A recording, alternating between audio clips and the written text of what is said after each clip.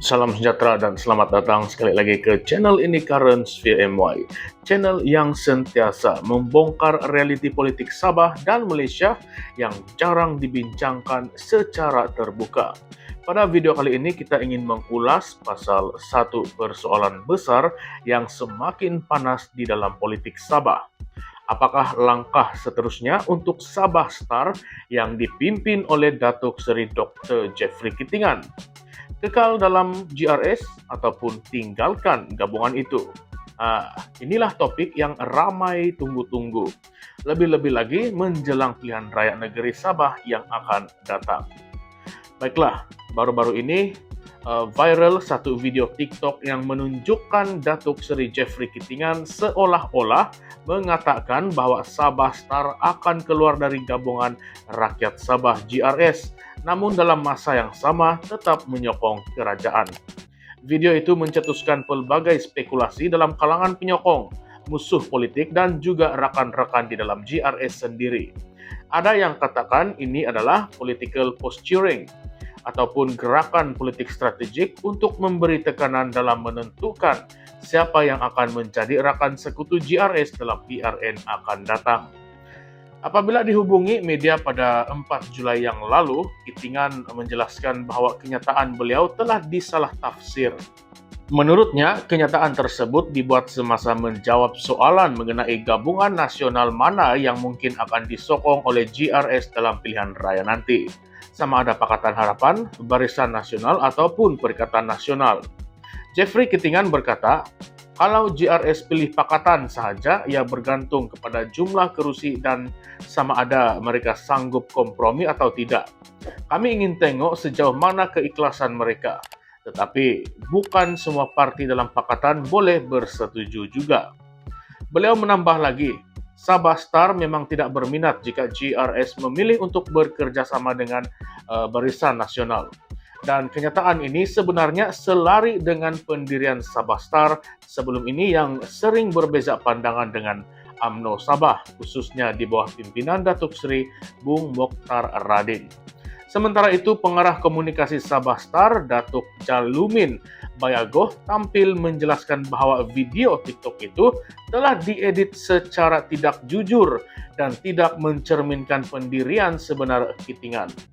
Ini penting karena ia mencetuskan persepsi bahwa Star mungkin akan keluar dari GRS, satu perkembangan yang boleh menggugat kestabilan gabungan itu menjelang PRN nanti.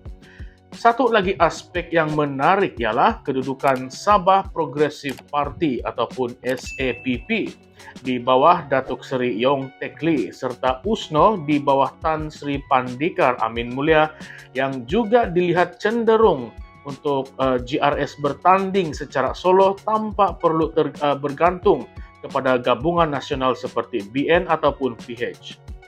Difahamkan, kedua-dua tokoh ini sedang menunggu langkah seterusnya daripada Sabah Star.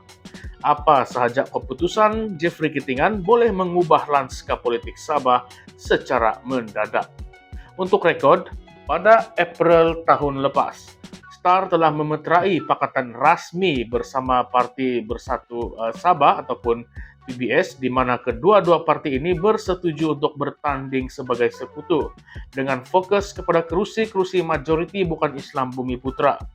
Pemangku Presiden PBS, Datuk Seri Dr. Joaquim Gunsalam juga secara konsisten menolak sebarang kerjasama dengan Barisan Nasional dan tetap mahu bersama dengan GRS.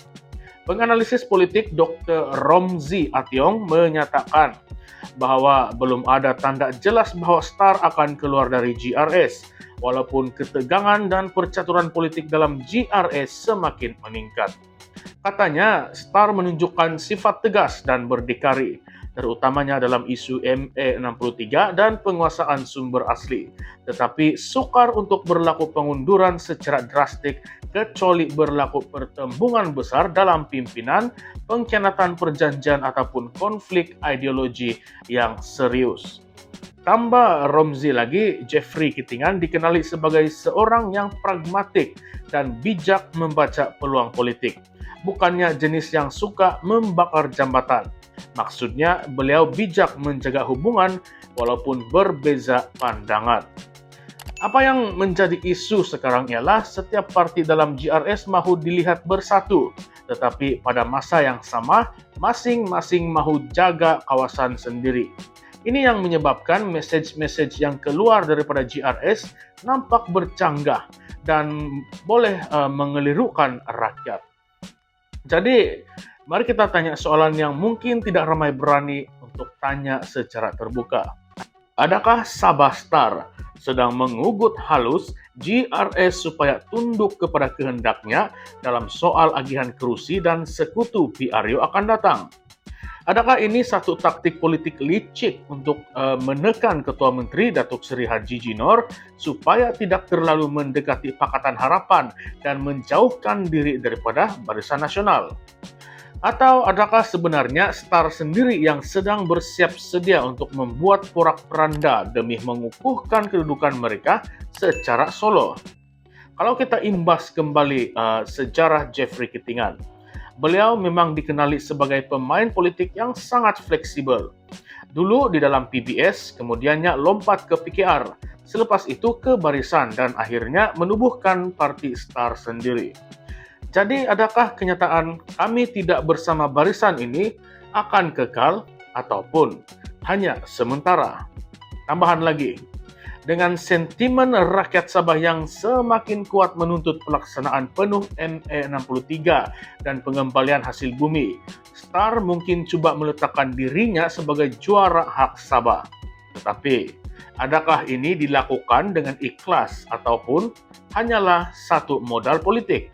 Coba kita bayangkan, kalau Star keluar daripada GRS dan bergabung dengan PBS serta SAPP untuk membentuk satu pakatan baru yang menolak terus pengaruh luar seperti PH atau BN, adakah ini langkah ke arah pembentukan gabungan Sabah Raya yang benar-benar bebas dari campur tangan semenanjung? Atau adakah ini semua hanyalah wayang politik menjelang pilihan raya? Jadi, apakah pandangan Anda semua?